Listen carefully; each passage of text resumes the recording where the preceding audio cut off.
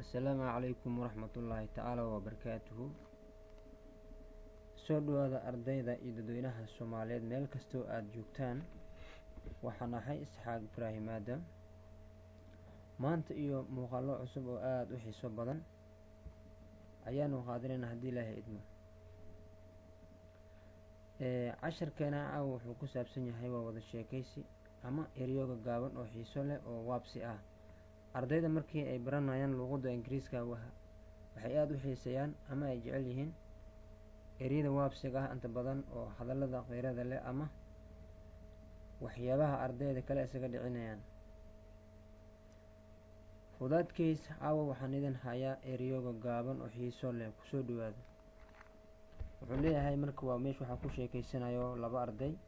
Waa conversation, wada sheekaysi ama wada hadal, ama waxaa la dhihi karaa eradan oo kale horifying sentences, jumlado oo laisku waabsanayo ama laisku horowsanayo. Horifying sentence waa la dhihi karaa ama hot conversation waa la dhihi karaa, laakiin waxaan iska soo qaatay aniga conversation, wada sheekaysi. Wuxuu leeyahay marka ardayga koowaad, really dhab ahaantii if I attempt, haddii aan isku dayo to speak English, ingiriiska inaan uga hadlo sida oo saxda ah ama sida awoodda haddii luqadan uga hadlo aan isku dayo inaan ku hadlo, the dead people, dadka dhintay, will wake up from, waxay kasoo bixi doonaan their graves, quburahooda ama qabridooda kasoo bixi doonaan. Really dhab ahaantii if I attempt, haddaan isku dayo to speak English, luqadda inaan ku hadlo, the dead people, dadka dhintay, will wake up from, waxay kasoo bixi doonaan their graves, quburahooda, and the birds, shimbirahana will convert me, way ugu soo xeereersami doonaan to listen, si u dhageystaan my zealous speech, hadalkayga oo qeyrada leh. My zealous speech, hadalkayga oo qeyrada leh. Zealous waa qeyro leh. And the birds, shimbirahana will convert me, way ugu soo xeereersami doonaan, way ugu soo shamuumi doonaan to listen, si u dhageystaan my zealous speech, hadalkayga oo qeyrada leh. Why are you shivering, maxaad u jaraynaysaa, and looking up and down, kor iyo hoosna u fiirinaysaa?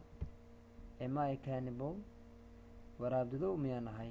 Am I cannibal, waraabdadow miyaan ahay?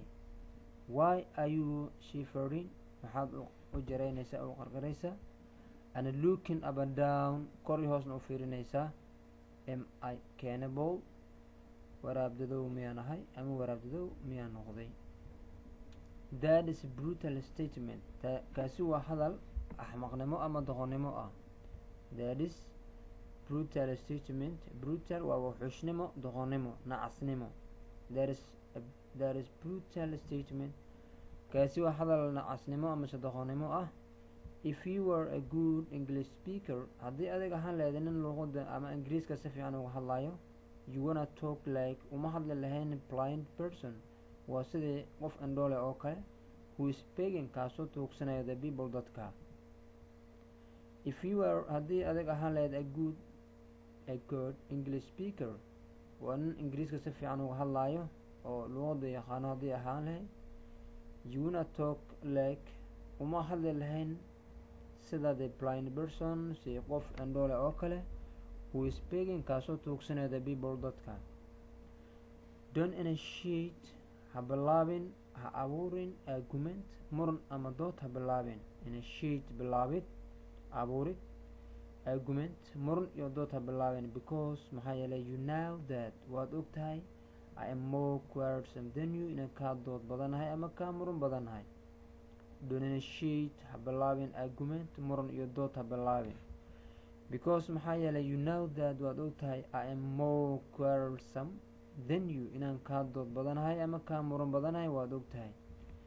Halkaani hanoo joogo casharkeena maanta. Muuqaal ceenkanaha iyo mar kale haddii Ilaahay idmo. Asalaamu calaykum waraxmatullaahi wabarakaatu.